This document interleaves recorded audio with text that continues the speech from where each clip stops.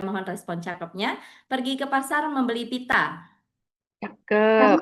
Jangan lupa membeli jamu. Cakep. Izinkan saya menyapa teman semua. Semoga Cakep. presentasi membawa ilmu. Ya. Tepuk tangan untuk kita semua, untuk semangat kita pada pagi hari ini. Ya, di sini saya ingin menyampaikan dulu bahwa eh, banyak sekali upaya pemerintah sebenarnya sudah dilakukan untuk dalam rangka pemenuhan hak reproduksi masyarakat, terutama terkait dengan kesetaraan gender dan inklusi sosial. Kalau kita baca dari beberapa literatur mengenai GETSI, untuk perspektif gender ini adalah bagaimana laki-laki dan perempuan dapat memperoleh proses yang sama atau proses yang adil untuk pemenuhan haknya sesuai dengan kondisi mereka masing-masing. Sedangkan dari inklusi sosial adalah bagaimana setiap orang bisa memperoleh kesempatan yang sama tanpa adanya diskriminasi baik dari sisi ras, agama, letak geografis maupun lainnya. Nah, di kesempatan pagi-pagi hari ini saya ingin membahasnya dari program pemerintah yang berkaitan dengan penggarapan program KBKR wilayah dan sasaran khusus. Kita mulai yang pertama itu, ada nggak di sini teman-teman yang mengetahui tentang visi Indonesia Emas 2045? Kira-kira ada yang mengetahui? Oke, nggak usah searching teman-teman karena saya akan ngasih tahu langsung ya. Lanjut untuk PowerPoint-nya. Ya, saat ini pemerintah itu memiliki suatu visi jangka panjang untuk menuju Indonesia Emas 2045. Sebagai informasi, ada 4 visi besar nih pemerintah. Ada 4 visi besar pemerintah yang saat ini sedang digalakkan, yaitu yang pertama adalah SDM unggul berbudaya menguasai iptek. Dan salah satu upaya yang dilakukan pemerintah itu adalah mungkin teman-teman sudah melihat berita-berita, salah satu upayanya adalah dengan adanya penyediaan atau penyetaraan pendidikan melalui pembangunan sekolah rakyat. Itu salah satu upaya pemerintahnya saja ya. Nah, diharapkan ketika SDM unggul berbudaya menguasai iptek itu sudah terwujud, akan terbentuk ekonomi yang maju dan berkelanjutan nih teman-teman. Nah, salah satu pilarnya apa nih untuk pembangunan ekonomi yang berkelanjutan dan maju? Yaitu adanya peningkatan investasi dan perdagangan luar negeri yang nantinya akan berdampak terhadap perluasan lapangan pekerjaan. Itu salah satunya. Nah, ketika ekonomi yang maju dan berkelanjutan sudah terwujud, diharapkan adanya pemerataan pembangunan yang merata dan inklusif. Upaya yang sudah dilakukan pemerintah saat ini, kalau misalkan teman-teman bisa mengamati, itu adanya pembangunan infrastruktur yang merata dan terintegrasi serta adanya percepatan kesempatan usaha dan pemerataan kesempatan usaha dan pendapatan. Nah, pada akhirnya untuk visi yang keempat itu diharapkan Indonesia dapat menjadi negara demokratis yang kuat, bersih, serta menghasilkan generasi emas yang berdaulat, maju, adil, dan makmur. Lanjut. Nah, untuk mencapai 4 visi besar tadi, kita ketahui bersama ya bahwa terdapat 8 program prioritas Presiden saat ini, yaitu dimulai dari ketahanan pangan, bagaimana upaya kita untuk menjadi penduduk yang mandiri, dapat ketahanan pangan, yaitu bagaimana menjadi penduduk yang bisa mandiri dalam kedaulatan pangan nasional. Kemudian ada lagi ketahanan energi, yaitu mendukung transisi energi berkelanjutan dan ada program makan bergizi gratis ya. Ini yang sedang viral, tidak perlu saya sebutkan ya viralnya karena apa. Namun kita perlu mendukung nih teman-teman untuk 8 program prioritas Presiden karena nanti tujuannya itu insya Allah itu untuk kebaikan kita bersama menuju Indonesia Emas 2045 dengan 4 visi besar yang bisa bermanfaat bagi kehidupan anak cucu kita nanti. Ya, lanjut. Nah, teman-teman mungkin merasa nggak sih, mungkin Bu Dona nih juga mungkin merasa nggak sih kalau pergi ke suatu tempat itu, kayak merasa kok makin lama makin banyak ya orang di sekitar kita, seperti itu nggak Bu Dona? Ya, betul Kak Ya, Lydia. benar ya. Kayaknya sekarang tuh orang-orang tuh kalau berkumpul keluar itu tuh nggak kenal lagi apa itu tanggal tua, apa itu tanggal muda gitu ya Bu ya. Karena itu kayaknya kalau kita keluar dari rumah, itu kalau buat saya pribadi ya Bu, itu tuh seperti kayak obat menjaga kewarasan. Entah Ya, itu cuman window shopping atau diajak ke Alfamaret, Indomaret, ya itu kita udah happy ya refreshing Bu. ya. Ya, dan ternyata memang itu Dan ternyata memang semakin banyaknya penduduk Indonesia itu tuh kalau berdasarkan data BPS ya teman-teman, itu memang menunjukkan peningkatan jumlah penduduk yang cukup signifikan. Dari tahun 2016 yang jumlah penduduknya sekitar 258 juta, kemudian dalam kurun waktu 9 tahun yaitu 2025 kita sudah ada total populasi sebanyak 284 juta. Cukup kenaikan yang cukup signifikan ya Bu Dona dan teman-teman ya. Ya, namun beruntungnya adalah sekitar 69 sampai 70% total populasi Indonesia tahun 2045 itu masuk ke dalam penduduk usia produktif nih.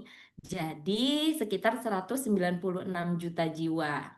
Nah, dengan kondisi banyaknya jumlah usia produktif dibandingkan dengan jumlah usia non produktif, itu menandakan bahwa Indonesia saat ini telah masuk ke dalam bonus demografi. Ya, lanjut. Ya, sebenarnya bonus demografi itu hal yang menguntungkan buat negara Indonesia. Karena apa? Ketika bonus demografi itu terjadi, artinya itu ada kesempatan untuk peningkatan ekonomi dan investasi negara Indonesia.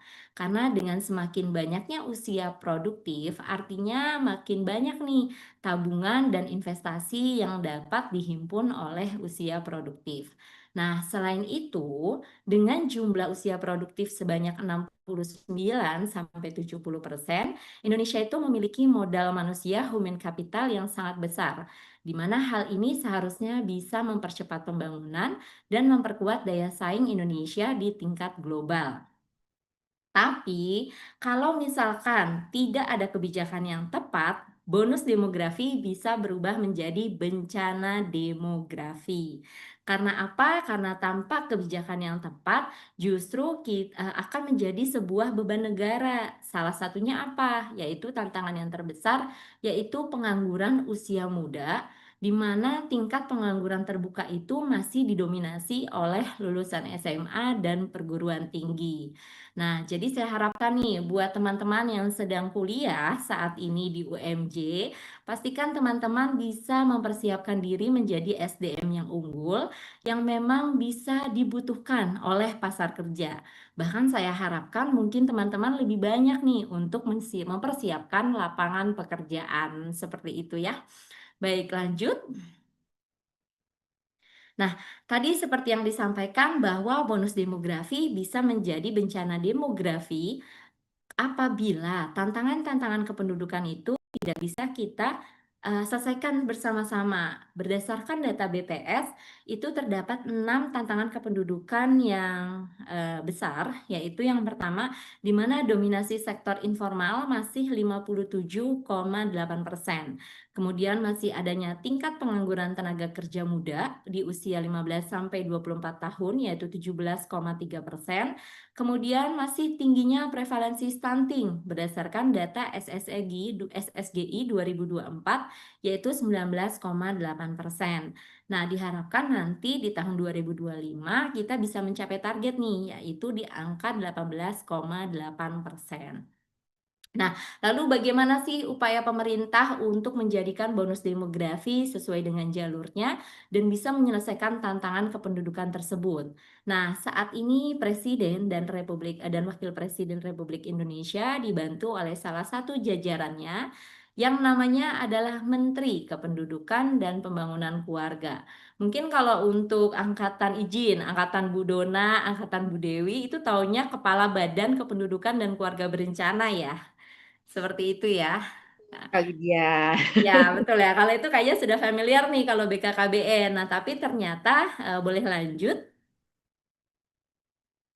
Sejak tahun 2024, BKKBN itu sudah bertransformasi menjadi Kemenduk Bangga garis miring BKKBN berdasarkan peraturan presiden. Nah, namun peraturan presiden ini juga terpisah. Untuk Kemenduk Bangga berdasarkan Perpres nomor 180 itu memiliki tugas menyelenggarakan urusan pemerintah di bidang kependudukan dan pembangunan keluarga. Sedangkan BKKBN menurut Perpres nomor 181 yaitu melaksanakan tugas yang berkaitan dengan pengendalian penduduk dan keluarga berencana. Sebenarnya ini adalah tugas yang saling terintegrasi dan saling berkaitan. Karena ketika kita bicara tentang pengendalian penduduk, salah satu program yang sudah berhasil membuktikannya sejak tahun 1970-an adalah melalui program KB dan kesehatan reproduksi. Lanjut. Nah, selalu seperti apa sih? Boleh dilanjut slide-nya? Ya, lalu seperti apa sih fokus penanganan dan isu strategis Kemenduk Bangga garis miring BKKBN? Ini dibagi menjadi dua sisi fokus besar, di mana untuk sisi kependudukan itu kami harus menjawab tantangan dan memastikan mengambil peluang bonus demografi tahun 2025-2045 sehingga bisa mencapai Indonesia Emas 2045. Kemudian habis itu kami juga harus mengendalikan pertumbuhan penduduk serta mengatasi disparitas pembangunan berbasis kependudukan serta persebaran penduduk yang belum merata. Sedangkan dari sisi pembangunan keluarga, kami memiliki tugas dan tanggung jawab bagaimana mengubah pola pikir dan perilaku masyarakat kita mengenai salah satunya mengenai pernikahan dini. Mungkin kalau teman-teman sempat berpergian ke wilayah-wilayah yang memiliki kondisi geografis sebagai wilayah tertinggal, terpencil, perbatasan antar negara atau kepulauan, pernikahan dini itu masih sangat umum dilakukan dengan alasan budaya. Kemudian habis itu bagaimana kita bisa berperan dalam peningkatan kesehatan ibu dan anak, kemudian meningkatkan peran ayah dan keluarga. Karena berdasarkan data BPS tahun 2024, Indonesia itu adalah negara ketiga tertinggi di dunia dengan fatherless. Yang artinya apa? Bahwa anak-anak Indonesia itu sangat kurang pendampingan dari ayah dalam masa pertumbuhannya. Nah, kemudian yang berikutnya adalah bagaimana pemerintah melalui Kemenduk Bangga berupaya untuk mempercepat penurunan stunting hingga ke peningkatan kualitas lansia berdaya. Tadi kan disampaikan di sebelumnya bahwa bonus demografi terjadi ketika usia produktif lebih banyak daripada non usia produktif. Tapi kita tidak bisa nih membiarkan usia non produktifnya ini atau dalam hal ini lansia menjadi tidak berdaya. Bagaimana sebisa mungkin pemerintah tetap menjadikan para lansia itu bisa berdaya, bahkan bisa membantu para kelompok usia produktif. Mungkin dalam hal ini kalau dalam sebuah keluarga itu bisa diangkatkan anak-anaknya ya atau cucu-cucunya. Nah, dari isu strategis tersebut, Kemenduk Bangga ikut serta dalam mempersiapkan SDM yang unggul dan pembangunan keluarga berkualitas. Lanjut. Nah, lalu bagaimana sih cascading dari indikator program Bangga Kencana? Nah, Bangga Kencana ini itu adalah kepanjangan dari program pembangunan keluarga, kependudukan, dan keluarga berencana. Kalau sebagai informasi saja, Bapak, Ibu, dan teman-teman, dalam dokumen RPJMN 2025 sampai dengan 2029, itu kami berkontribusi atau Kemenduk Bangga berkontribusi dalam pencapaian tujuan program pembangunan yang peningkatan kesehatan dan gizi masyarakat.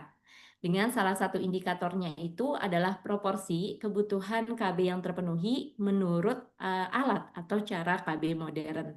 Nah, di sini nanti izin Bu Dona kita mungkin akan membahas hal-hal selanjutnya akan membahas hal-hal KBKR secara lebih khusus. Jadi kita anggap ini hal yang tidak tabu ya Bu Dona ya. Baik, Ya, lanjut berikutnya. Nah, boleh, terima kasih. Nah, sekaitan dengan peran Kemenduk Bangga, tadi disampaikan untuk mencapai tujuan dan prioritas keempat, terutama dalam peningkatan kesehatan dan gizi masyarakat, maka kita perlu nih, kami memerlukan adanya penyusunan kebijakan dan strategi yang berkaitan dengan bidang bina keluarga berencana dan kesehatan reproduksi, di mana fokusnya itu adalah pada perluasan akses dan perluasan kualitas layanan KB dan kesehatan reproduksi serta menurunkan disparitas pelayanan. Oleh karena itu, Kedeputian Bidang Bina KB dan KR itu memiliki arah kebijakan meningkatkan akses dan kualitas penyelenggaraan pelayanan KB KR yang komprehensif dan inklusif, berbasis kewilayahan, dan fokus pada segmentasi sasaran sesuai dengan siklus hidup. Nah, kalau misalkan teman-teman bisa lihat di sini kita ada 7 strategi, namun 7 strategi ini tidak akan dibahas semuanya pada hari ini. Namun kita akan lebih berfokus kepada strategi peningkatan jangkauan dan kualitas pelayanan KBKR di wilayah dan sasaran khusus. Apa sih sebenarnya wilayah dan sasaran khusus itu? Nah, nanti kita akan ketahui bersama nih, sebenarnya apa sih upaya pemerintah yang sudah dilakukan gitu loh untuk pemerataan pelayanan KBKR di wilayah dan sasaran khusus. Boleh dilanjut? Nah, sebelumnya mungkin teman-teman dan Bapak Ibu masih ada yang memiliki anggapan sebenarnya apa sih manfaat program KBKR dalam pembangunan nasional? Nah, sekarang kita akan membahas namun melihat dulu dari sisi pemenuhan hak asasi manusia. Ya, karena pada dasarnya program KBKR itu seperti yang tadi disampaikan oleh Ibu Kaprodi merupakan bagian dari hak asasi manusia, terutama yang berkaitan dengan hak reproduksi dan keluarga berencana berbasis hak, dan itu dijamin oleh pemerintah. Hal ini tertuang dalam Undang-Undang Nomor 17 Tahun 2023 tentang Kesehatan. Nah, kemudian habis itu keluarga berencana itu nyatanya adalah investasi yang dapat memberikan manfaat finansial atau penghematan pada pembangunan nasional berkelanjutan, khususnya terkait dengan pembiayaan pembangunan sosial, ekonomi, pendidikan, dan kesehatan. Melalui apa? Nah, nyatanya sejak tahun 1970, program KBKR itu dianggap telah mampu nih mengendalikan jumlah penduduk Indonesia. Bukan menghentikan jumlah penduduk ya, teman-teman, tapi mengendalikan. Artinya apa? Artinya tidak membuat laju pertumbuhan penduduk itu cepat atau semakin cepat. Karena jika laju pertumbuhan penduduk itu terlalu cepat, itu bisa berdampak terhadap peningkatan pembiayaan program atau kegiatan dalam pembangunan nasional. Tidak berhenti sampai situ, program KBKR itu juga berdampak pada peningkatan kualitas SDM. Melalui apa? Melalui perubahan nilai atau pola pikir dalam merencanakan kehidupan berkeluarga untuk mencapai keluarga yang berkualitas. Bu Dona mungkin dulu ingat Bu Dona ya, slogan BKKBN yang terkenal itu apa Bu? Dua anak cukup. Dua anak Betul tidak Bu? cukup. Dua anak lebih baik ya. Ya, pertama dua anak Dua anak cukup, terus cukup. diganti Dua dua anak anak lebih lebih baik. baik ya. Kalau Nah, saya komanya saya pindahin Kak Lydia. apa tuh Bu? Dua anak lebih baik. Oh gitu. Baik, berarti komanya dipindah ya Bu. Dipindah komanya, Dua bukan anak lebih baik. Ya lebih. Ya, baik. itu Nah, salah. Kalau dua anak lebih baik gitu. Jadi ya dua baik. anak lebih Nah, cuman baik. kan Tergantung slogan-slogan TLP-nya. itu, ya, slogan-slogan itu kan nyatanya kan menimbulkan persepsi masyarakat nggak sih Bu bahwa oh kok BKKBN membatasi jumlah anak gitu kan ya? Kenapa dibatasin hanya jumlah dua, hanya dua anak gitu? Itu yang saya dapatkan ketika saya bertugas di daerah-daerah timur. Bahkan ketika di daerah timur Bu, itu kita tidak bisa melakukan pendekatan dengan program pembatasan kehamilan. Karena beliau-beliau itu pasti akan menjawab, tanahku so luas, kenapa kau batasi jumlah anak gitu. Nah, makanya ketika BKKBN bertransformasi menjadi Kemenduk Bangga, kami pun juga mentransformasi pendekatannya itu menjadi berencana itu keren. Artinya apa? Artinya silakan teman-teman atau Bapak Ibu nantinya ingin memiliki jumlah keturunan berapa, tapi pastikan apa ya untuk kehamilan, kelahiran, bahkan dimulai dari pernikahan itu lebih terencana. Biar apa? Biar kita bisa memastikan bahwa keturunan-keturunan kita itu bisa memperoleh hak pendidikan, hak kesehatan secara memadai, serta bagi para calon pengantin itu bisa siap secara psikis, secara mental, dan secara fisik untuk menjadi sepasang suami istri atau yang kita kenal dengan PUS, pasangan usia subur, di mana istrinya itu berusia antara 15 sampai 49 tahun. Lanjut, boleh? Nah, Mohon izin Bapak Ibu dosen serta teman-teman semua. Mungkin di sini saya mengutip hanya sebagian kecil tentang apa itu GETSI dari buku Pegangan Penerapan Strategi Pengarus Utamaan Gender, di mana hanya yang berkaitan dengan paparan informasi pada pagi hari ini. Yaitu kita akan berbicara konsepnya itu adalah wujud dari penghormatan, pemenuhan dan perlindungan hak asasi dan martabat manusia, di mana kondisi berujuk pada kondisi di mana hak, kebutuhan, partisipasi dan kontribusi semua orang itu dihargai dan diakomodasi secara adil, setara dan inklusif. Sesuai dengan tema pagi ini, kita akan membatasi pada pembahasan wilayah dan sasaran khusus. Artinya apa? Artinya kita akan melihat dari unsur inklusi sosial dan kesetaraan gender. Bagaimana sih bentuk kesetaraan gender di program KBKR? Nanti kita akan lanjut ke slide berikutnya. Boleh? Nah, tapi sebelumnya kita memperkenalkan dulu ya Ibu Dewi dan Bu Dona kepada teman-teman, apa sih dasar dari pelaksanaan program KBKR itu secara luas dulu nih, secara luas di Indonesia. Nah, kami memiliki dasar hukum yaitu Undang-Undang Nomor 52 Tahun 2009 tentang perkembangan kependudukan dan pembangunan keluarga. Tadi kalau disampaikan oleh Kamisna, apa sih sebenarnya KBKR itu? Nah, kalau berdasarkan undang-undang, keluarga berencana itu adalah upaya mengatur kelahiran anak, jarak dan usia ideal melahirkan, mengatur kehamilan melalui promosi perlindungan dan bantuan sesuai hak reproduksi untuk mewujudkan keluarga yang berkualitas. Jadi lagi-lagi apa yang dilakukan pemerintah melalui Kemenduk Bangga atau BKKBN itu semata-mata untuk mewujudkan SDM Indonesia yang unggul dan mampu berdaya saing di kancah global. Nah, dari keluarga berencana itu kami melakukan salah satu kegiatannya adalah pelayanan kontrasepsi, di mana diselenggarakan dengan cara berdaya guna dan dapat dilaksanakan secara bertanggung jawab oleh pasangan suami istri. Mungkin kalau kita lihat apa ya, tren program KBKR di Indonesia masih banyak yang menganggap bahwa program KBKR atau pelayanan kontrasepsi itu hanya menjadi tanggung jawab dari istri.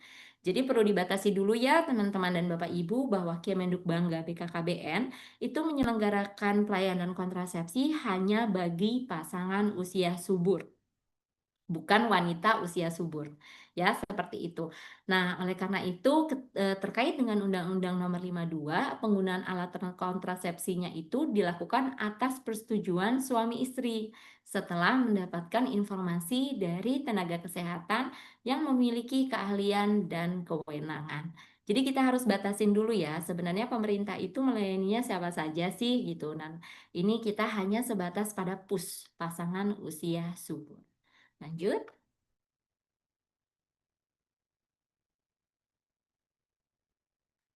Nah, di sini kita akan membahas mengenai hal-hal apa sih yang sudah atau sedang dilakukan pemerintah sebagai upaya untuk pemenuhan unsur GETSI, terutama kesetaraan gender dan inklusi sosial.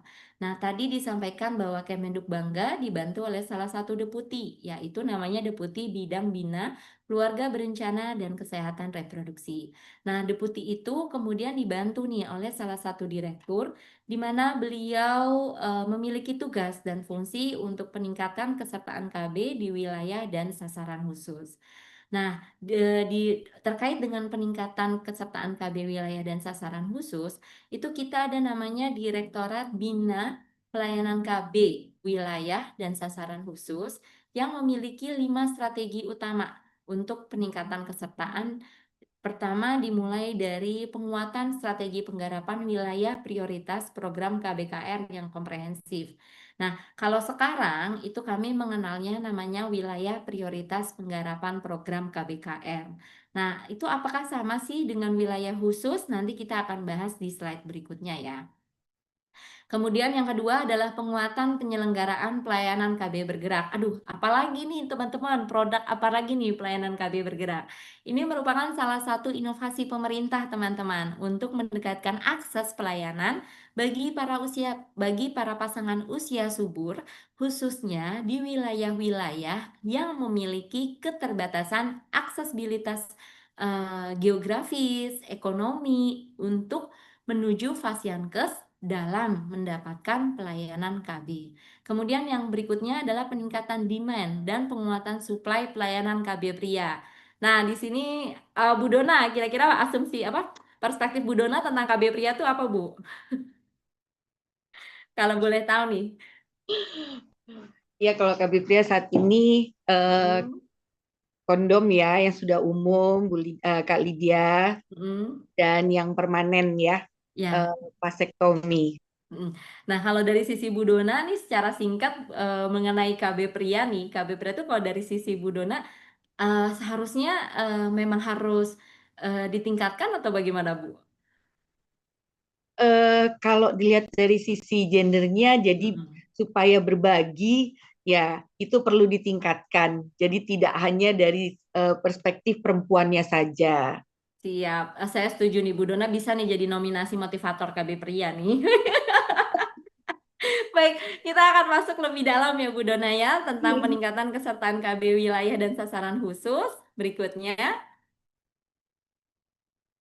Nah, di sini kita akan membahas dulu dari KB prianya ya, dari pemenuhan gizi unsur gender khususnya terkait dengan peningkatan partisipasi pria dalam program KBKR. Kita sebelumnya menelaah dulu nih, sebenarnya apa sih peran suami atau ayah? Nyatanya beliau-beliau ini bukan hanya izin ya Bapak-bapak, ya menurut penelitian, nyatanya peran ayah atau suami ini nih bukan hanya sekedar mencari bekerja, kemudian menghasilkan pendapatan yang diberikan kepada istri, dan lalu habis itu sesampai di rumah eh, tidur dan menyerahkan semua urusan rumah tangga kepada istri.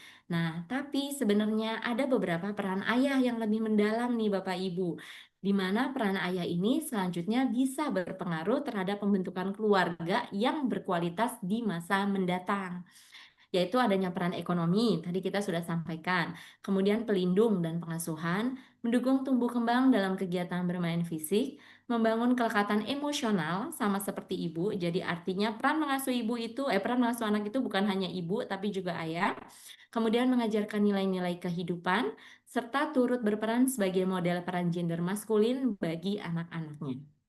Nah, lalu bagaimana sih keterlibatan para suami dalam program KBKR? Konsensus dunia internasional itu sudah mendorong loh Bapak Ibu setiap negara untuk meningkatkan partisipasi KB pria dalam program meningkatkan partisipasi pria dalam program KBKR. Nah, partisipasinya apa? Seperti apa? Ya, suami bisa menjadi partner, agen perubahan, pengambil keputusan, atau memiliki posisi sejajar dan tanggung jawab yang sama dalam kesehatan reproduksi. Kalau kita melihat data di sebelah kanan nih, Bapak Ibu, nyatanya peran partisipasi pria dalam program KBKR itu masih cukup kecil. Contoh, kayak misalkan pemakaian kondom, itu hanya sekitar 21,8%. Kemudian untuk steril laki-laki, nah itu hanya sekitar 1,8%. Apa itu steril laki-laki? Seperti yang disampaikan oleh Ibu Dona tadi, yaitu pernah ada namanya metode operasi pria MOP atau namanya vasektomi. Aduh, apalagi itu vasektomi ya teman-teman ya. Mungkin teman-teman baru mendengar ya. Apa sih itu vasektomi? Mungkin ada rumor yang menyatakan bahwa vasektomi itu sama loh dengan kebiri. Oh, tentu tidak. Gitu. Karena vasektomi itu sangat berbeda dengan kebiri. Namun di sini saya akan memberikan informasi dasar apa sih yang membedakan vasektomi dengan kebiri dan sebenarnya bagaimana sih peran hubungan antara keterlibatan pria terutama ketika memutuskan menjadi aseptor KB pria terhadap paham feminisme egaliter. Yuk kita lihat berikut di slide berikutnya. Boleh? Nah, di sini kita akan menjelaskan terlebih dahulu informasi awal teman-teman tentang vasektomi sehingga diharapkan nih teman-teman atau Bapak Ibu yang hadir pada kuliah pagi ini ketika ada rumor-rumor yang menyampaikan vasektomi sama loh dengan kebiri, kami mohon bantuannya untuk menyampaikan bahwa hal itu adalah hal yang sangat berbeda. Kalau vasektomi itu adalah mengikat dan memutus saluran sperma vas deferens kanan dan kiri sehingga cairan mani yang dikeluarkan saat ejakulasi itu tidak mengandung sperma. Mohon izin Bu Dona, Ini teman-teman kan sudah usia plus-plus ya, semester 4 itu berarti usia 17 tahun plus-plus kan ya? Ya, sudah. Ya, berarti artinya kalau saya menjelaskan seperti ini, Bu, aman aja ya Bu ya? Aman, aman Aman. kakak. Oke, Ya. kita lanjut. Nah, ini kalau teman-teman bisa lihat nih, bisa lihat di mana sih perbedaan tindakan vasektomi dan kebiri. Nah, kalau kita lihat vasektomi itu kan hanya memotong atau mengikat saluran spermanya, teman-teman. Jadi dia tidak mempengaruhi fungsi testis dan produksi testosteronnya itu normal. Nah, tapi kalau kebiri, mungkin tanda panahnya bisa digeser, izin kakak panitia. Itu dia adalah menghilangkan fungsi organ reproduksi buah zakar atau testisnya. Jadi dari lokasi tindakannya saja itu sudah berbeda ya teman-teman. Dan kalau kebiri itu bisa mempengaruhi produksi sperma dan testosteronnya. Nah, ini adalah dua hal yang berbeda teman-teman. Tapi tindakan vasektomi itu tidak bisa dilakukan kepada semua suami secara umum. Jadi ada syarat-syarat nih yang harus diketahui oleh para suami ketika memutuskan untuk menjadi aseptor vasektomi sebagai bagian dari tanggung jawab bersama dalam kesehatan reproduksi bersama istrinya. Yang pertama apa? Yaitu sehat jasmani, mental, dan rohani. Kemudian sudah paham tentang prosedur vasektomi serta resiko tindakannya, termasuk rekanalisasi. Rekanalisasi itu artinya penyambungan kembali teman-teman, tapi memang untuk rekanalisasi ini tidak, untuk sementara ini belum di-cover oleh BPJS. Nah, kemudian berusia minimal 35 tahun, jumlah anak minimal 2 dengan usia anak terkecil minimal 5 tahun, harus mendapatkan persetujuan istri, harus sukarela dan telah mendapatkan konseling mengenai vasektomi dan menandatangani formulir persetujuan. Nah, diharapkan ketika teman-teman, Bapak Ibu sudah mendapatkan informasi dasar nih tentang vasektomi hari ini, teman-teman atau Bapak Ibu maupun bisa mengedukasi nih, kira-kira bisa mengedukasi para suami yang sudah memenuhi syarat ini. Yuk kita berbagi tanggung jawab yuk, karena selama ini untuk pemakaian suatu alat kontrasepsi itu masih dianggap hanya menjadi tanggung jawab para istri. Padahal sebenarnya ada loh metode yang bisa dipilih oleh para suami untuk turut serta berperan membantu para istri terkait dengan kesehatan reproduksinya. Seperti itu ya Bapak Ibu, teman-teman. Kita lanjut. Nah, lalu bagaimana nih jika dikaitkan dengan teori kesetaraan gender, yaitu di mana teori kesetaraan gender yang mendukung KB pria itu dapat dikaitkan dengan perspektif feminisme egaliter, di mana menekankan pembagian tanggung jawab reproduksi secara adil antara laki-laki dan perempuan. Dengan adanya partisipasi pria dalam program KBKR, itu bisa menunjukkan adanya kesetaraan dalam pengambilan keputusan reproduksi. Karena ketika seorang pria memutuskan menjadi aseptor KB, terutama KB vasektomi, itu mencerminkan adanya tanggung jawab bersama dalam mencegah kehamilan yang sudah tidak diinginkan bagi pasangan usia subur. Nah, kemudian yang kedua, ketika para suami memutuskan untuk berbagi tanggung jawab, sebenarnya mereka-mereka ini sedang membantu mengurangi beban fisik dan psikologis para perempuan. Karena apa? Mungkin di sini ada ibu-ibu yang menggunakan suatu metode alat kontrasepsi.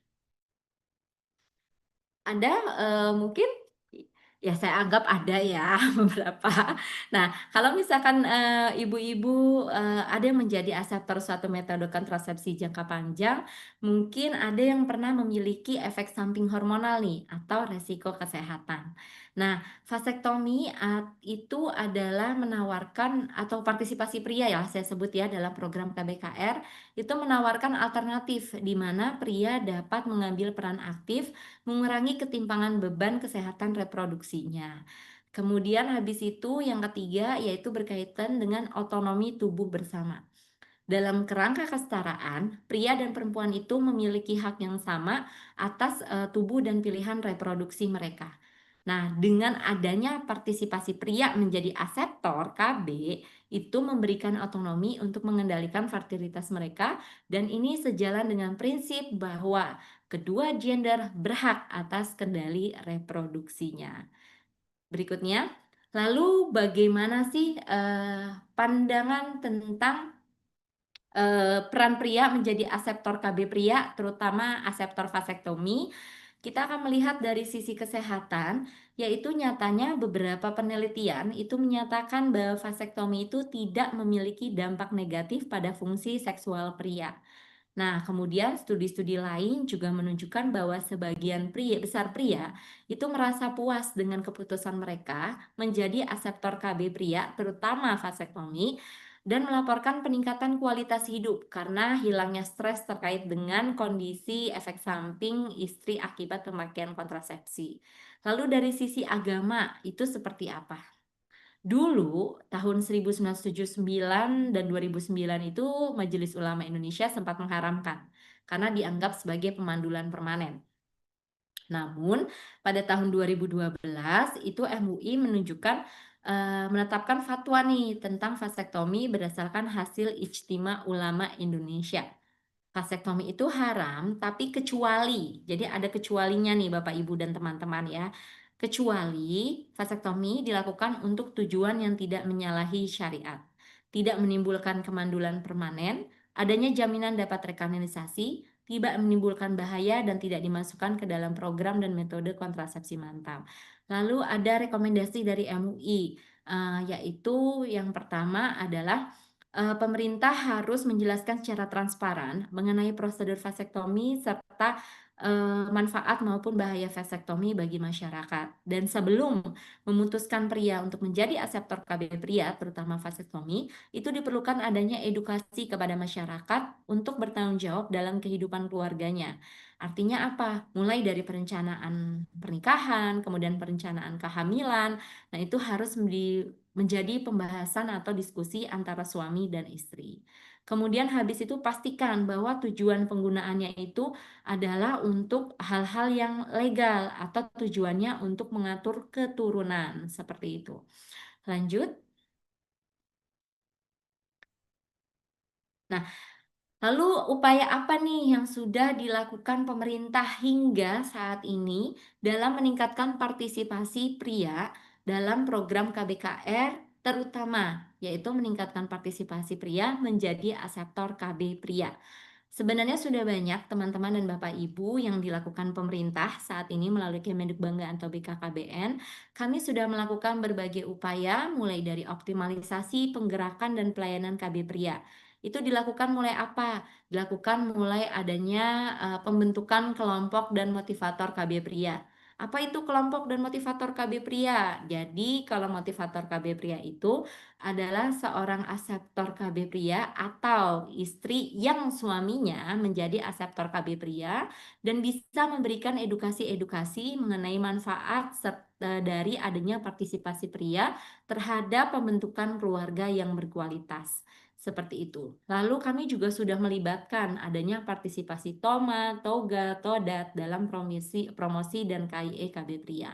Lalu dari peningkatan akses dan kualitas pelayanan KB Prianya, kami sudah melakukan salah satunya ini yang sedang kami lakukan adalah ada peningkatan jumlah provider pelayanan KB Pria Vasektomi bekerja sama dengan Kemenkes melalui penyelenggaraan refreshing provider KB Pria. Kemudian dari sisi jaminan pembiayaan pelayanan KB Pria itu adanya pembiayaan melalui JKN dan adanya juga bantuan operasional KB penggerakan pelayanan KB MKJP yang ditempatkan dalam APBD Kabupaten Kota. Lanjut. Ya, tadi kita sudah berbicara mengenai sasaran khusus, yaitu peningkatan partisipasi pria dalam program KBKR. Kita akan lanjut kepada penyelenggaraan pelayanan KBKR di wilayah khusus. Tadi di awal kalau nggak salah Kak Misna pernah menanyakan nih, apa sih namanya wilayah khusus gitu dalam sisi program pemerintah. Baik, di sini penyelenggaraan pelayanan KB wilayah khusus itu kami mengalami pergeseran atau mengadakan adanya penambahan definisi tentang wilayah khusus. Jika teman-teman bisa melihat paparan di layar, di tahun 2020 sampai 2024, konsep lokus wilayah khusus kami itu adalah menggunakan pendekatan kondisi geografis wilayah. yaitu wilayah tertinggal, terpencil, perbatasan, kepulauan, wilayah miskin kumuh di perkotaan. Nah, namun hal ini menjadi luas nih teman-teman dan Bapak Ibu sejak tahun 2025 sampai 2029. Selain kami menggarap wilayah-wilayah yang memiliki karakteristik geografis yang sudah disebutkan, kami juga menambah nih untuk memfokuskan penajaman penggarapan KBKR melalui penetapan wilayah prioritas. Nah, bagaimana penetapan wilayah prioritasnya? Jadi, selain kami menetapkan berdasarkan kondisi geografis, kami juga menetapkan wilayah prioritas itu berdasarkan capaian program KBKR hingga tingkat kabupaten kota. Ya, di sini kami tidak membahas tentang data-data capaian program KBKR di tingkat provinsi dan kabupaten, tapi kalau misalkan Bapak Ibu atau teman-teman membutuhkan data, mungkin bisa meminta kepada kami sesuai dengan jalur yang ditetapkan. Nah, untuk indikatornya apa saja yang dipertimbangkan ketika menetapkan wilayah prioritas? Jadi pada tahun 2026 ini kami itu telah menetapkan 307 kabupaten kota wilayah prioritas yang ditetapkan dengan rincian untuk 208 itu ditetapkan pada tahun 2024 dengan mempertimbangkan capaian prevalensi kesertaan KB modern MCPR dan unmet need. Kemudian tahun 2025 kami menambah sebanyak 99 kabupaten kota dengan mempertimbangkan capaian demand satisfied dan TFR.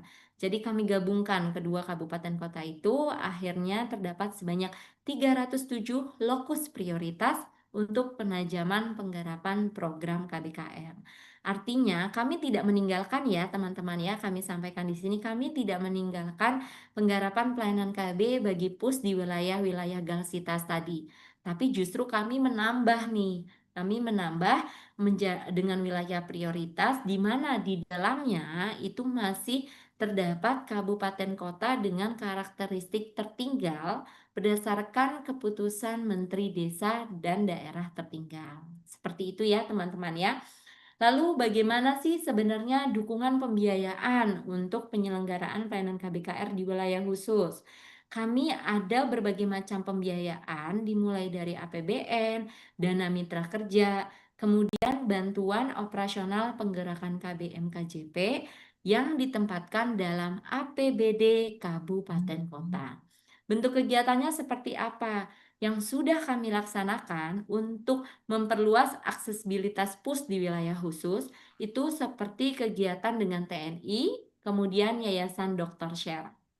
Pada tahun 2024, Kak Lydia, mohon maaf ya, waktunya 5 menit oh iya, lagi. masih banyak loh Bu padahal. Baik, dilanjutkan aja kalau gitu, Bu Dona. Lanjut.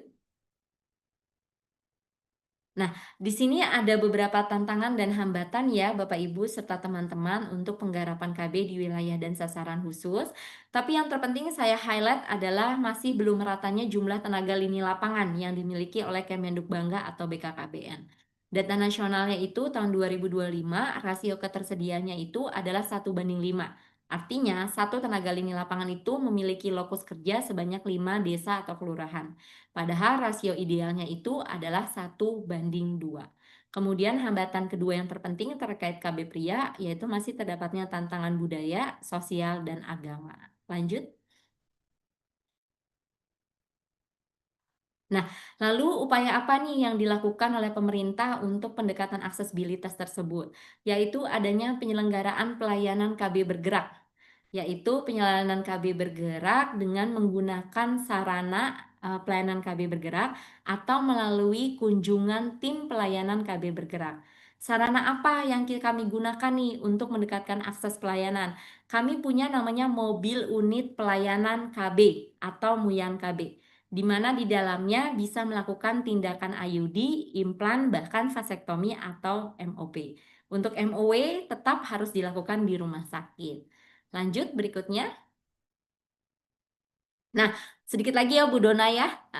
Nah, berikutnya adalah terkait dengan unsur inklusi sosial. Teman-teman jangan melupakan tentang pemenuhan hak reproduksi bagi para pengungsi di situasi krisis kesehatan akibat bencana.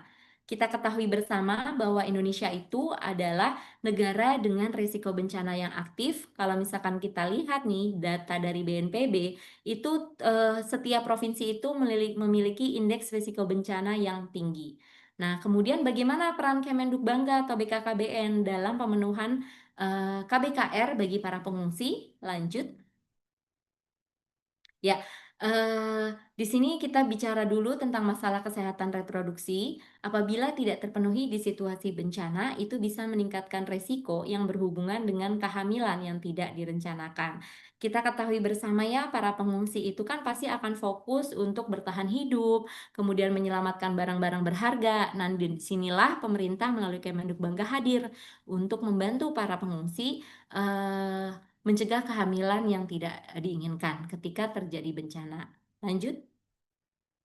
Nah, kemudian ini adalah dasar-dasar hukum mengenai penyelenggaraan kesehatan reproduksi di situasi krisis kesehatan akibat bencana. Teman-teman bisa lihat mulai dari Undang-Undang Nomor 24 sampai adanya Permenkes Nomor 1 Tahun 2026.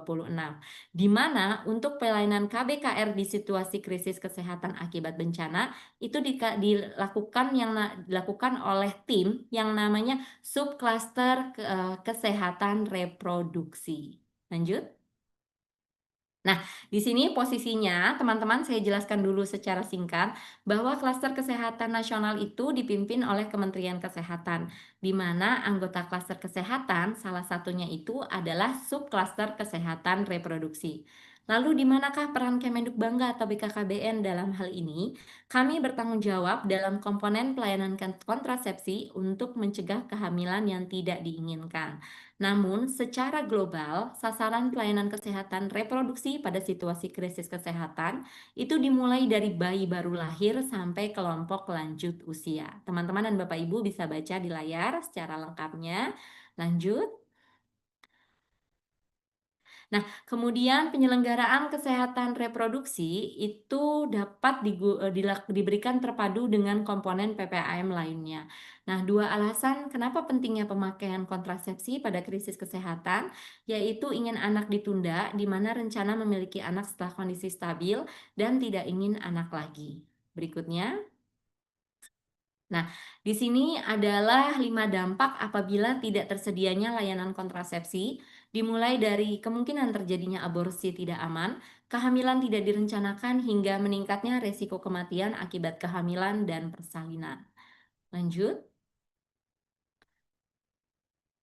Di sini teman-teman kami memberikan gambaran tentang penanggung jawab pelayanan kontrasepsi pada krisis kesehatan akibat bencana.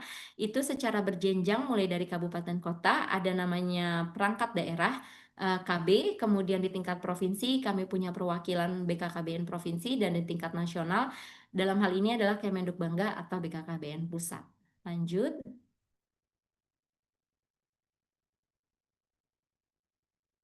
Boleh lanjut?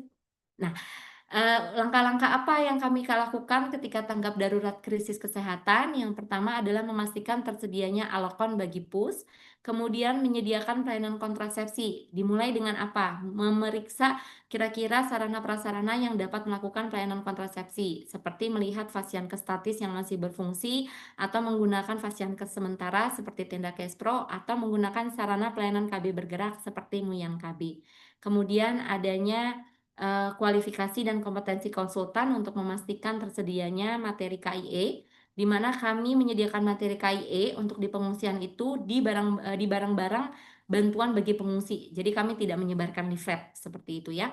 Kemudian memastikan PUS mengetahui pelayanan kontrasepsi dan memberikan promosi dan konseling Kespro bagi penduduk terdampak dan tinggal di lokasi pengungsian, dengan harapan bagi para PUS yang sudah menjadi aseptor bisa melanjutkan pemakaian kontrasepsinya, dan bagi para PUS yang belum itu bisa mendapatkan pelayanan yang dibutuhkannya. Lanjut.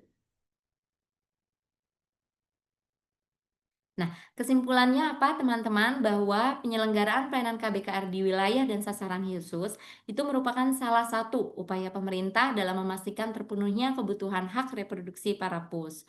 Kemudian penyelenggaraan pelayanan KB pria itu merupakan wujud adanya partisipasi pria dalam program KBKR yang selama ini masih mengidentikan program KBKR atau pemakaian kontrasepsi hanya urusan perempuan semata.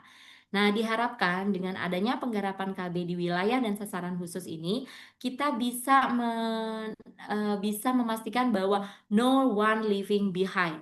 Artinya tidak akan yang tertinggal nih untuk pemerataan pelayanan kesehatan dasar, salah satunya adalah kesehatan reproduksi. Lanjut. Ya, terima kasih Bapak Ibu, teman-teman atas kesempatan yang sudah diberikan kepada saya. Mohon maaf Bu Dona kalau kelebihan waktu, karena kesetaraan dalam pelayanan KB bukan sekedar tujuan, tapi merupakan fondasi bagi keluarga yang sehat, harmonis, dan berdaya. Terima kasih dan mohon maaf atas segala kekurangannya. Wassalamualaikum warahmatullahi wabarakatuh. Waalaikumsalam warahmatullahi wabarakatuh. Wah, luar biasa sekali pemaparan materi dari narasumber Kakak Lydia sampai ini waktunya ya. Jadi tidak terasa nih waktunya saking apa namanya fokus semuanya dengan narasumber kita hari ini. Dan kita berikan aplaus dulu untuk Ibu Lydia Dwijayani.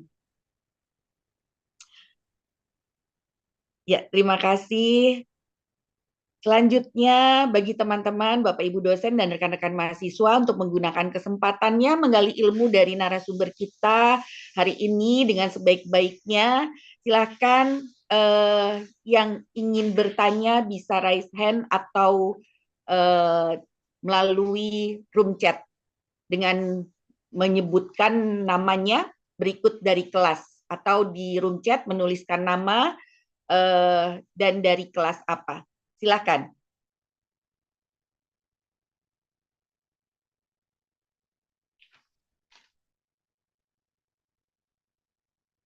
Ya, ada Bepta yang sudah ada Bepta Al Alif Andiro dari kelas C. Silakan Bepta. Oke, Assalamualaikum Ibu. Izinkan saya ingin bertanya. Untuk hal tersebut, seperti vasektomi itu kan yang tadi Ibu bilang itu butuhnya ada pendekatan kepada masyarakat ya, yang dimana memang di budaya Indonesia itu terkenal dengan budaya patriarki, yang dimana itu terbawa turun-menurun oleh nenek moyang atau ke bawah-bawahnya gitu. Nah, dalam hal ini tuh kan seperti kayak ingin apa ya, menjaga anak itu aja untuk laki-laki saat ini, yang dimana adanya budaya patriarki itu sangat susah, apalagi ini tentang KB untuk pria gitu, apalagi untuk KB yang dimana dia harus kehilangan apa ya, kehilangan yang memang dia miliki gitu. Itu kan sangat susah Bu. Nah, bagaimana pendekatan kita sebagai nantinya kalau insya Allah kalau misalkan memang udah ahli di bidang ini seperti Ibu nih, misalkan expert di bidang Kespro ini, bagaimana kita sebagai ahli kesehatan masyarakat itu melakukan pendekatan kepada masyarakat agar bahwasannya KB itu tidak melulu tentang untuk perempuan, akan tetapi KB itu sudah ada untuk laki-laki gitu, biar adanya kesetaraan gender gitu. Bagaimana kita sebagai ahli kesehatan masyarakat itu bisa mendekatkan kepada masyarakat bahwa KB itu bisa untuk laki-laki juga Bu gitu. Terima kasih. Terima kasih. Izin langsung dijawab aja Bu Dona. Ya, boleh silakan Boleh ya. Kakak Lydia. Boleh Kak Alif ya. Aku manggilnya Kakak aja ya biar berasa sama mudanya gitu loh dengan teman-teman. Kak Alif boleh konfirmasi nggak? Kira-kira yang dimaksud pria kehilangan miliknya itu apa tuh? Ya, maksudnya Eh, pria kehilangan miliknya itu apakah bagian dari alat reproduksinya atau seperti apa nih? Aku konfirmasi dulu. bukan Ibu, maksudnya itu kehilangan harapan untuk mempunyai buah hati lagi gitu.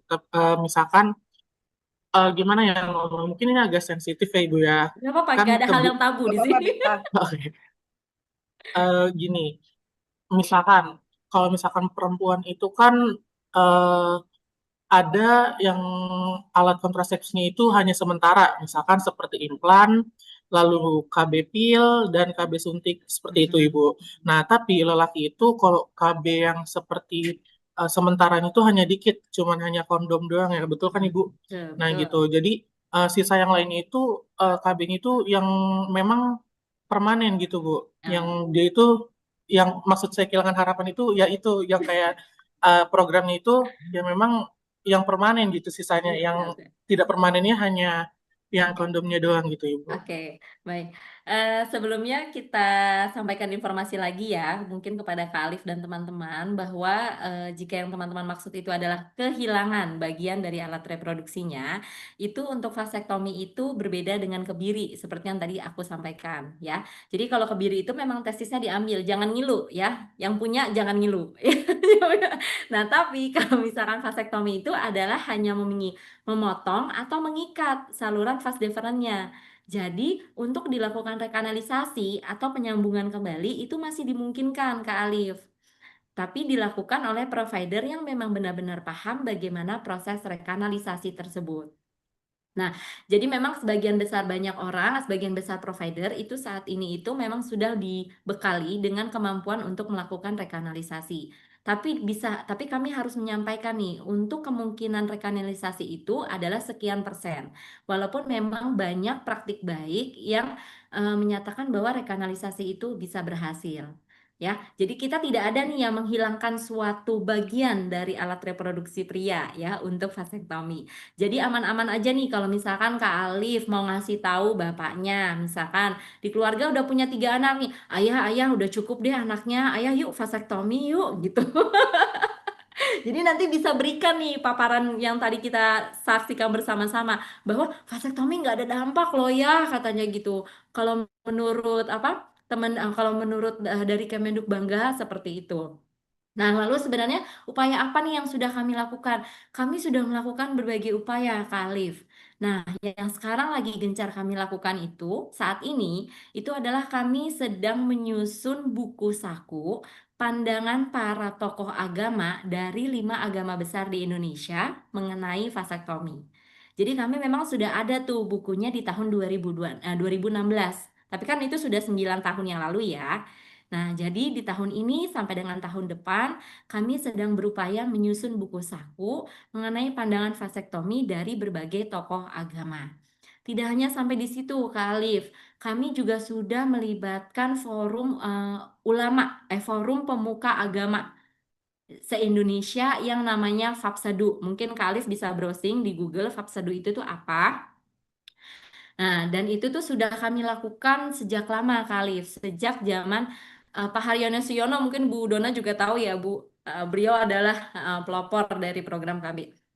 Nah, di situ kami juga sudah melakukan dan yang berikutnya, jadi ketika misalkan kami melakukan edukasi, sosialisasi, itu kami pasti menyertakan tokoh agama. Seperti itu, untuk menjadi pendamping kami. Dan beliau memberikan perspektifnya itu bahwa vasektomi untuk membentuk keluarga yang berkualitas. Tadi yang sudah kami sampaikan di paparan sebelumnya. Jadi jangan sampai bahwa vasektomi itu justru dijadikan oleh para pria sebagai alat atau cara untuk melakukan perbuatan-perbuatan yang dilarang agama, seperti perzinahan. Karena asumsinya kan kalau sudah vasektomi sudah tidak punya anak ya, sudah tidak bisa punya anak asumsinya ya. Nah, itu yang harus diluruskan. Makanya kami selalu berintegrasi dengan para tokoh agama tersebut. Kemudian yang berikutnya, Eh, nyatanya, Kak Alif, mohon maaf di sini tidak bisa menampilkan data. Nyatanya adalah beberapa tokoh agama sudah ada yang menjadi aseptor KB vasektomi. Dan itu kami temukan contohnya di Provinsi Sumatera Barat, di Pasaman. Itu adalah tokoh agama. Kemudian habis itu ada di wilayah mana lagi ya, Jawa Barat, itu juga ada tokoh agama. Dan biasanya kami mengikut sertakan mereka nih untuk menjadi edukator. Ya, untuk menjadi edukator ketika meyakinkan para suami atau para ayah untuk berbagi tanggung jawab terhadap istrinya. Seperti itu, Kak Alif ya. Jadi sebenarnya memang sudah banyak Kak upaya-upaya yang kami lakukan, tapi memang tidak semudah membalikan telapak tangan nih Kak Alif. Nah, makanya kami juga melakukan pendekatan-pendekatan dengan para istrinya. Nah, dengan para istrinya kami juga melakukan pendekatan melalui pemberian KIE bahwa nyatanya Ibu tidak harus bertanggung jawab penuh kok Bu gitu loh. Dalam program dalam pemakaian kontrasepsi, kalau misalkan Ibu ada masalah dengan pemakaian kontrasepsinya, monggo Ibu bawa Bapak menemui tenaga lini lapangan kami, nanti akan diberikan edukasi bahwa ketika Bapak menjadi vasektomi itu tidak berdampak nih terhadap hubungan seksualitas antara suami dan istri. Seperti itu kali. Jadi jangan lupakan peran-peran mitra kerja kita ya Kak, karena kita tidak bisa sendiri. Seperti itu ya. Baik, sudah cukup menjawab Kak Alif? Oke, udah Kak, makasih. Terima kasih pertanyaannya. Ya, terima kasih Bepta. Ini untuk penanya kita eh, karena waktu ya Kak Lydia, jadi tadi sudah ada Bepta, kemudian ini yang raise hand sudah ada 4 nih Hazima, ini lagi Hazima baru mau dibacain ya. Jadi dibukanya hanya 5 saja nih karena sudah ada nih Hazima dari di room chat. Mengingat di wilayah terpencil seringkali masih menghadapi tantangan keterbatasan tenaga kesehatan dan fasilitas layanan reproduksi, bagaimana strategi spesifik dari program KBKR untuk memastikan prinsip GETSI tetap bisa berjalan maksimal?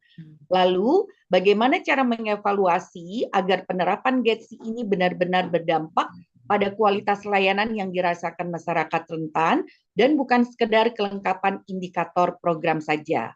Penanya Hazima Nur Haziza dari kelas C. Demikian Baik, kali boleh saya ya. menyapa Kak Hazima ya, Kak Dona ya? Iya, Baik, selamat pagi menjelang siang Kak Hazima panggilannya. Nama-nama anak sekarang tuh, nama-nama teman-teman sekarang tuh keren-keren ya Bu. betul. Sama angkatan teman Lydia tuh cukup Soleh, Rudi gitu gitu itu malah angkat Eko gini namanya di sini keren-keren nih. Hazima Nur Hazizah gitu. Siang Kak Hazima. Iya, siang kali dia. Ya, aku panggilnya apa nih? Hazima. Iya, iya Kak. Hazima. Baik, di sini coba izin aku memberikan informasi ya tentang sebenarnya upaya pemerintah apa sih untuk memastikan bahwa prinsip GETSI itu tetap berjalan maksimal. Jadi sejak tahun 2024 sampai dengan 2025 ini, pemerintah melalui Kemenduk Bangga, tepatnya Direktorat Bina Pelayanan KB Wilayah dan Sasaran Khusus, itu memiliki tanggung jawab sebagai pengampu program namanya intensifikasi dan integrasi penggarapan pelayanan KB, wilayah dan sasaran khusus. Di mana salah satu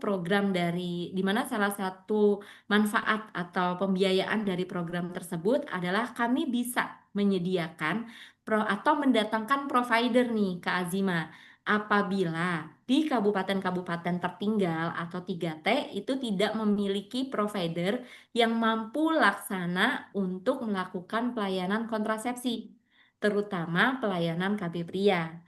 Jadi kami bisa mendatangkan nih provider atau tenaga-tenaga kesehatan dari pusat yang diterbangkan langsung ke kabupaten kota atau misalkan dari provinsi diterbangkan langsung ke kabupaten kota. Jadi kita bisa memastikan bahwa aksesibilitas pasangan usia subur di wilayah tersebut itu tetap bisa terlayani. Nah, kemudian evaluasi apa nih yang diterapkan oleh pemerintah agar benar-benar berdampak? Yang pertama dimulai dari perencanaan penganggaran, Kak.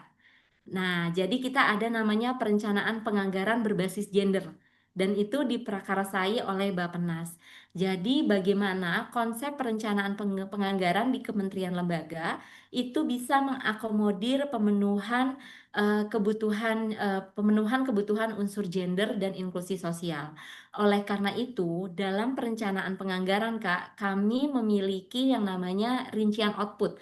Apa ya istilahnya tuh mungkin kayak indikator ya, indikator khusus terkait dengan peningkatan partisipasi KB pria. Nah, kemudian kami juga punya indikator yang terpisah, yaitu peningkatan penggarapan pelayanan KB wilayah khusus. Nah, setelah adanya perencanaan nih yang mendukung, upaya yang dilakukan apa berikutnya? Yaitu upaya yang dilakukan di pemerintahan itu, kami biasanya menyusun petunjuk teknis atau menyusun petunjuk pelaksanaan mengenai hal-hal apa nih yang sifatnya implementatif di lapangan. Jadi kita bukan hanya sekedar menyusun kebijakan yang hanya mengawang-awang bahasanya, tapi kita benar-benar bagaimana menyusun strategi teknis yang bisa diterapkan hingga tingkat kabupaten kota. Nah, kemudian dari adanya penyusunan-penyusunan pedoman tersebut, kami juga melakukan monitoring evaluasi, Kak, setiap tahunnya. Nah, sebagai contoh nih, pada tahun 2025, Kemenduk Bangga melalui Dityansus itu melakukan Monef kepada 514 kabupaten kota, di mana sebanyak 465 kabupaten kota itu mengisi. Nah, sayangnya adalah dari 265 kabupaten kota yang memiliki motivator KB pria sebanyak 218 itu belum memiliki dukungan APBD untuk mendukung kegiatan program KB pria secara khusus. Lalu upaya apa yang kita lakukan? Jangan lupa seperti yang saya sampaikan tadi kepada Kak Alif, kita libatkan mitra kerja. Nah, kalau terkait dengan hal ini adalah kita melibatkan Kementerian Dalam Negeri. Jadi bagaimana caranya eh, program-program pemerintahan yang berbasis kesetaraan gender seperti KB Pria itu bisa menjadi salah satu program yang didukung melalui APBD. Jadi kan biasanya mereka Kemendagri itu kan punya rensi untuk pemerintah daerah. Nah, kita memasukkan ke situ, Kak. Jadi agar pemerintah daerah itu bisa mengalokasikan APBD-nya untuk mendukung penggarapan pelayanan KB di wilayah dan sasaran khusus. Kita menyebutnya wilayah dan sasaran khusus ya, karena Bu Dona ternyata Bupati Wali Kota itu tidak mau menyebut daerahnya sebagai wilayah miskin. Jadi kita bilangnya itu adalah wilayah dan sasaran khusus. Seperti itu Kak Hazima, upaya-upaya yang sudah dilakukan oleh pemerintah dalam hal ini adalah Kemenduk Bangga. Semoga menjawab ya Kak Hazima ya. Ya, Terima terima kasih banyak kali dia. Iya, sama-sama. Ya, terima kasih. Dan untuk mohon maaf ini Bapak Ibu dan rekan-rekan mahasiswa, jadi untuk pertanyaan kita batasi 5 ya. Tadi Hmm. ada dari kelas BL ada Ibrahim. Ibrahim masih ada Ibrahim? Ibrahim, oke, sudah tidak ada mungkin ya. Menyerah ya Bu, Ah, kayaknya nunggu terlalu tadi soalnya lama ya. banyak. Oke, ini ada dari kelas A Nur Aini. Oh ada Ibrahim, silakan Ibrahim. Assalamualaikum warahmatullahi wabarakatuh. Izin Bu, Waalaikumsalam warahmatullahi ingin wabarakatuh. bertanya. Hmm. Saya Ibrahim dari kelas BL. Nah, di sini kan saya pengen nanya nih. Kayak kan saya nonton serial Netflix kan. Nah, judul serialnya itu kayak Sex Education gitu, Bu. Iya. Itu di IMDb itu lumayan tinggi ratingnya. Di situ tuh banyak isi konflik kesehatannya. Kayak remaja tuh dibedah tuh secara radikal. Terus Hmm. jujur, Bu, kayak jadi itu sekarang kan bicara normatif kita kan lebih ke risiko penyakit menular sama alat kontrasepsi doang kan. Mm-mm. Nah, kalau di film tersebut tuh mereka mulai berani kayak nyentuh-nyentuh ruang paling gelap dari kecemasan remaja tersebut, Bu. Kayak Mm-mm. mulai krisis kepercayaan diri, kayak body dysmorphia karena akibat ragam bentuk organ intim mereka seperti penis ataupun vulva yang berbentuknya macam-macam kan. Terus ada juga yang di dalam film tersebut ada yang penyimpangan fetis kayak fantasi tidak biasa gitu. Mm-mm. Kayak mereka tuh imajinasinya alien tentang alien gitu dan mereka dikucilkan gitu. Dan ada juga kayak dirty talk gitu fetish mereka. Terus terus ada juga yang ketertarikan dengan yang lebih tua, terus hingga trauma psikologis kayak pelecehan seksual di transportasi umum, Bu. Sampai ada bahkan lebih kompleksnya itu ada androfobia yang dimana tuh mereka ketakutan ekstrim pada laki-laki gitu di dalam karakter tokoh tersebut di dalamnya. Terus juga ada serta kayak panik ketika hubungan lebih intim seperti polifobia.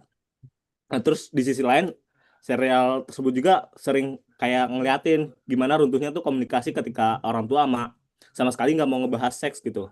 Mm-mm. Menganggap kata seks aja kayak larangan keras gitu Bu, Ya. kayak tabu, dia nggak mau. Mm-mm. Dan rata-rata orang tua juga kayak ngelewatin boundaries persetujuan privasi dari anak tersebut, konsennya Mm-mm. gitu Bu. Mm-mm. Nah, itu kayak hubungan manipulatif. Terus di Indonesia, sementara di Indonesia itu program remaja milik pemerintah itu seperti genre, generasi berencana atau PIKR itu sejauh ini dikritik masih bergerak di permukaan aja gitu dengan jargon tidak tiga no genre kayak say no early Mm-mm. marriage, premarital sex, and drugs. Maksudnya tuh kayak pertanyaannya di Indonesia nggak bisa kayak yang lebih dalam gitu untuk nyentuh hal-hal tersebut karena untuk eh, tiga genre itu aja di dikritik sama orang-orang. Sebenarnya padahal kalau misalnya dilihat dari film Sex Education ini di Netflix ini dia lebih dalam gitu Bu permasalahan tentang seks ini kompleksnya macem-macem. Itu aja sih, Bu. Oke. Jadi izin konfirmasi nih, Kak Bams. Jadi pertanyaannya itu adalah mengapa Indonesia belum mendalami kasus-kasus kesehatan reproduksi seperti yang tadi Kak Bam sampaikan, benar seperti itu? Iya, kayak macem-macem kayak contohnya ada body dysmorphia, perbedaan vulva dan lain, terus androfobia, polypepenia, terus konsennya juga jarang, terus bahkan saya sendiri pun di kampus belum belajar tentang fetis. Padahal fetis itu kalau ditelusuri aja, bagian fetis aja tuh banyak banget macam-macam orang gitu, Bu. Baik, terima kasih pertanyaannya Kak Bams. Tapi mungkin izin menjawab. Sebenarnya sudah banyak, kami sudah memulai Kak Bams untuk menjelaskan mengenai kesehatan reproduksi di sekolah-sekolah sejak dini. Tapi memang kami masuknya itu adalah melalui namanya sekolah siaga kependudukan. Kalau misalkan Kak Bams pernah dengar. Nah, di sekolah siaga kependudukan ini, Bu Dona, Bapak Ibu, dan Kak Bams, itu kita tidak hanya belajar tentang kependudukan, tapi kita belajar bagaimana di dalamnya itu ada submateri tentang KB dan kesehatan reproduksi. Karena tadi yang sudah dijelaskan bahwa sekolah siaga bawah kependudukan itu salah satu faktor dalam mengendalikan pengendalian jumlah penduduk itu adanya keterlibatan program KB dan KR. Mungkin Kak Bams juga pernah mendengar ya istilah genre ya? Pernah, Bu. Ya, betul. Nah, jadi sebenarnya kalau misalkan di kementerian kami, genre itu memang di bawah Direktorat Bina Ketahanan Remaja. Tapi di Kedeputian Bidang Bina KBKR, kami itu juga punya Kabams, namanya Direktorat Bina Kesehatan Reproduksi.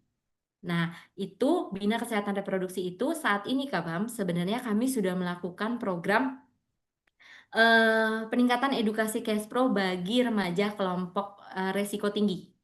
Nah, resiko tinggi di sini itu maksudnya adalah bagi remaja-remaja, mohon maaf, yang sedang mendapatkan pembinaan kemasyarakatan, Bu Dona. Itu sudah kami lakukan. Tapi memang untuk disabilitas, seperti penyusunan materi edukasi Kespro bagi disabilitas seperti tunarungu, tunawica, atau itu tuh kami masih melakukan penyusunannya dimulai dengan tahun ini, Bu. Jadi kami memang sedang bekerja sama dengan salah satu yayasan disabilitas untuk menyusun materi edukasi dengan menggunakan huruf Braille. Nah, jadi diharapkan dengan adanya upaya ini, kami bisa memperluas nih jangkauan aksesibilitas untuk semua unsur-unsur GETSI. Nah, tapi memang Kabams untuk kesehatan reproduksi remaja itu memang di kami itu memang lebih banyak dilakukan oleh Direktorat Kesehatan Reproduksi Kabams. Kalau misalkan untuk yang genre itu memang lebih kepada fokus untuk pembentukan life skill dan soft skill ya, kalau nggak salah ya.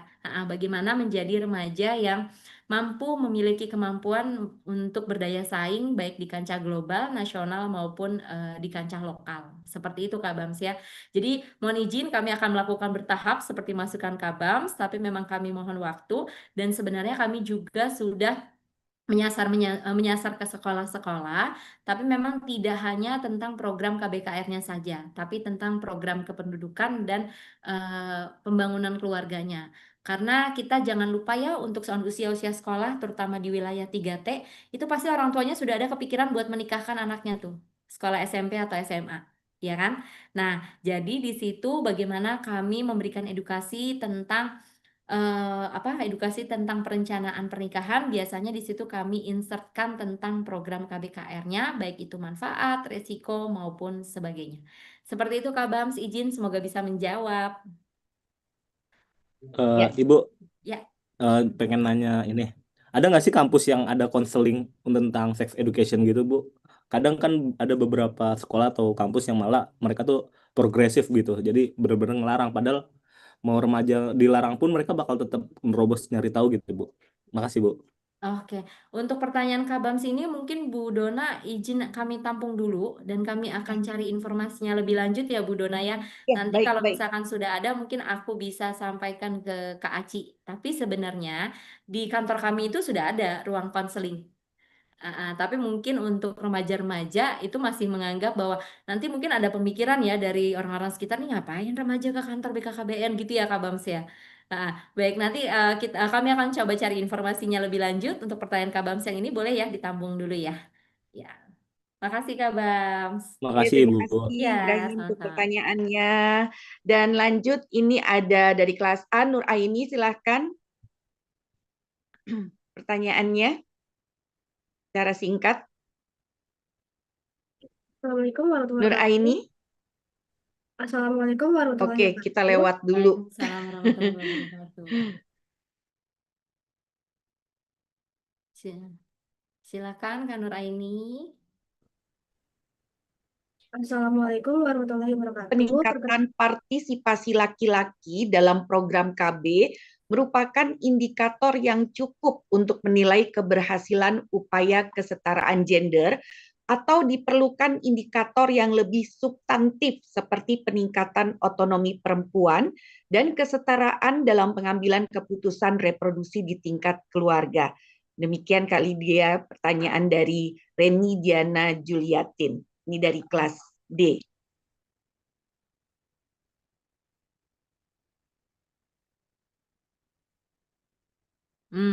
Baik, Ibu Dona izin coba menjawab pertanyaan dari Kak Reni. Kalau berkaitan dengan penggarapan program KB dan KR di wilayah dan sasaran khusus, Kak, memang kami itu hanya terdapat dua indikator kinerja setiap tahunnya pada dokumen Renstra 2025 sampai 2029. Yaitu yang pertama peningkatan kesetaraan KB di wilayah khusus dan peningkatan peserta KB aktif pria.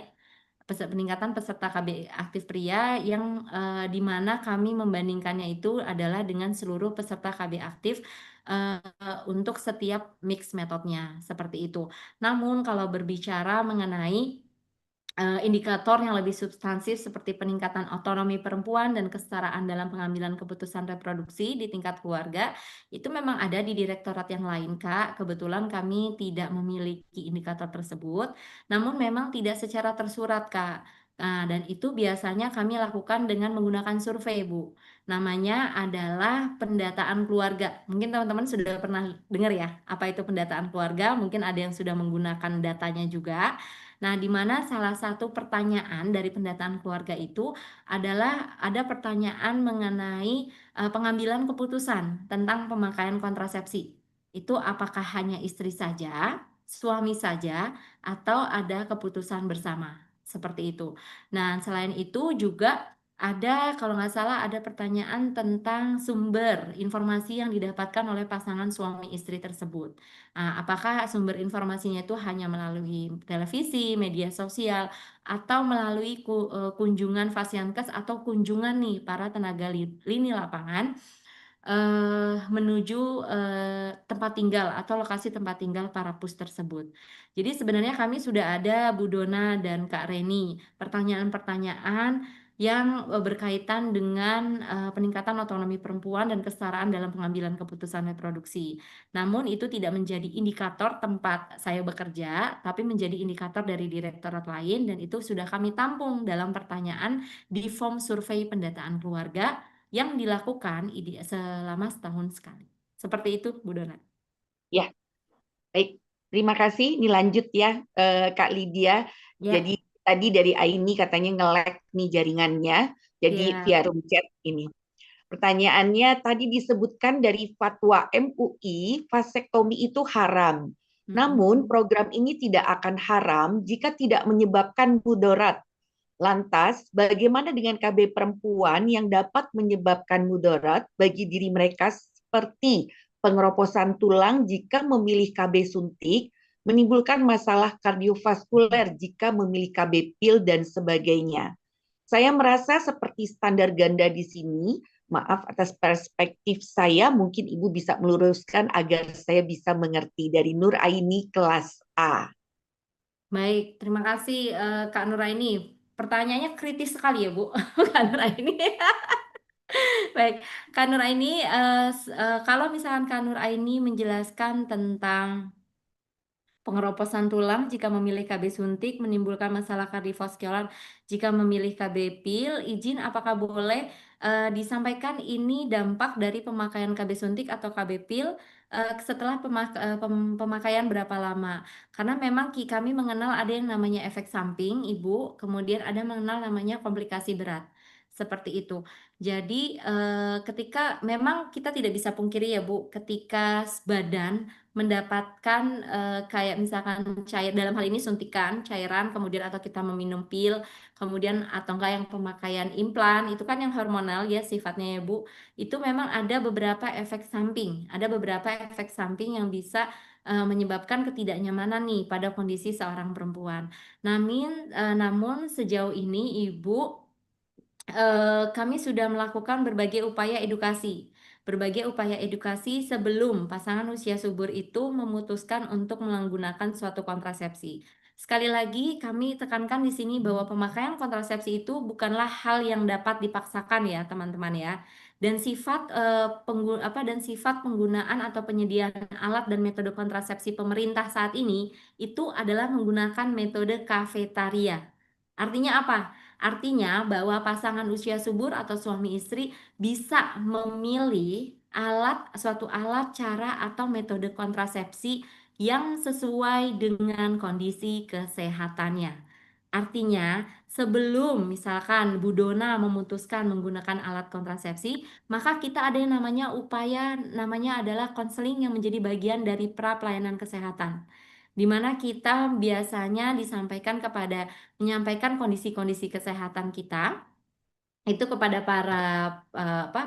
pada petugas konseling, sehingga provider dan petugas konseling itu bisa merekomendasikan suatu jenis alat metode kontrasepsi yang cocok dengan kondisi kesehatannya. Nah, setelah PUS tersebut menjadi aseptor KB, kami pemerintah juga tidak mendiamkan begitu saja, Bu. Kami punya namanya tenaga lini lapangan. Dalam hal ini PKB atau PLKB, mungkin Bapak Ibu dan teman-teman pernah mendengar. Dan salah satunya itu adalah untuk mendampingi para aseptor KB ketika terjadi ketidaknyamanan pasca pemasangan, itu mereka langsung dirujuk ke rumah sakit. Jadi di sini kami pastikan bahwa pemakaian kontrasepsi itu tuh kami harapkan tidak menjadi permasalahan jangka panjang bagi para istri. Seperti itu Bu Dona dan Kak Nur Aini ya. Ya, Semoga bisa terima kasih. menjawab ya. Terima kasih banyak Kak Lydia untuk jawaban dari pertanyaan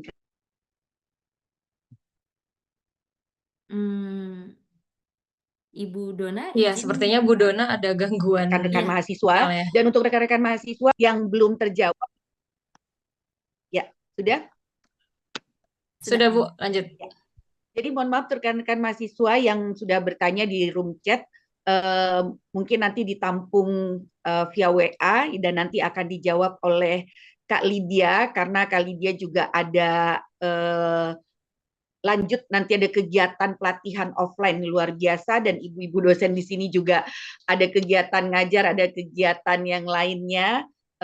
Jadi untuk pertanyaan teman-teman yang sudah antusiasme luar biasa, kita keep dulu ya. Dan sebagai informasi saja tadi Kak Lydia, jadi tadi untuk konseling ya Cash Pro. Jadi di FKM itu, khususnya di kami di FKM UMJ itu sudah ada untuk konseling kesehatan Alhamdulillah, terima reproduksi. kasih. Jadi informasi juga untuk rekan-rekan mahasiswa yang mau konseling kesehatan reproduksinya di FKM itu sudah ada.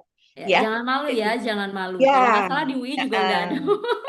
Tapi nanti untuk Kak Lydia juga ditunggu juga untuk jawabannya yang tadi. Jadi biar Nanti kami lebih coba cari ya Bu ya untuk daftar-daftar sekolah ya, dan kampus yang sudah memiliki forum konseling Cash Pro ya, seperti itu ya. Betul.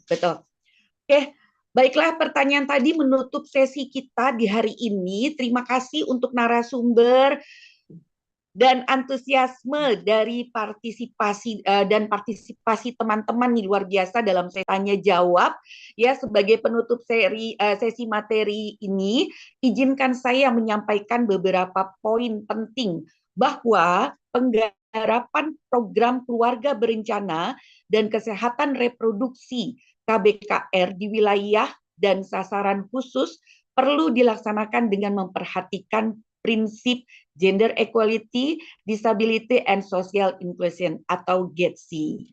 Nah, keberhasilan program tidak hanya ditentukan oleh cakupan layanan, tetapi juga oleh kemampuan program dalam mengurangi kesenjangan, menghilangkan diskriminasi serta menjangkau kelompok rentan selama ini yang menghadapi berbagai hambatan. Oleh karena itu, diperlukan kolaborasi lintas sektor, penguatan kapasitas pelaksana, serta kebijakan yang responsif gender dan inklusif, agar tujuan pembangunan kesehatan dan kesejahteraan masyarakat dapat tercapai secara adil dan berkelanjutan. Terima kasih Bapak Ibu dosen dan rekan-rekan mahasiswa, serta seluruh para peserta yang sudah join Zoom dalam rangkaian acara kuliah pakar. Ada banyak sekali masukan-masukan maupun pelajaran yang bisa kita dapatkan. Dan kita akan tentunya kita akan bertemu lagi pada kesempatan lainnya, tentunya di topik-topik yang berbeda. Ya, saya Nurom Dona selaku moderator. Terima kasih kepada narasumber Kak Lydia Wijayani. Mohon maaf jika terdapat kesalahan selama acara berlangsung. Izinkan saya kalau tadi membuka dengan pantun, dan izinkan saya juga untuk menutup dengan pantun. Jika pergi janganlah sendiri agar tak lupa waktu. Saya pamit undur diri. Wassalamualaikum warahmatullahi wabarakatuh. Saya kembalikan acara ini kepada MC Ibu Misna Sabila. Terima kasih. Baik, kita beri tepuk tangan dulu. Iya. Melalui reaction kepada moderator kita yang sudah memandu dengan lancar tadi ya diskusinya, dan ternyata antusias dari teman-teman mahasiswa ini luar biasa, tidak tertampung ternyata ya, lebih dari 5 pertanyaan yang masuk, tapi insya Allah kita sampaikan ke Kak Lydia nanti. Insya Allah akan disusulkan jawabannya melalui WA grup kita ya teman-temannya. Baik, terima kasih kami ucapkan sekali lagi kepada Bu Nur Romdona selaku moderator dan juga Kak Lydia. Namun sebelum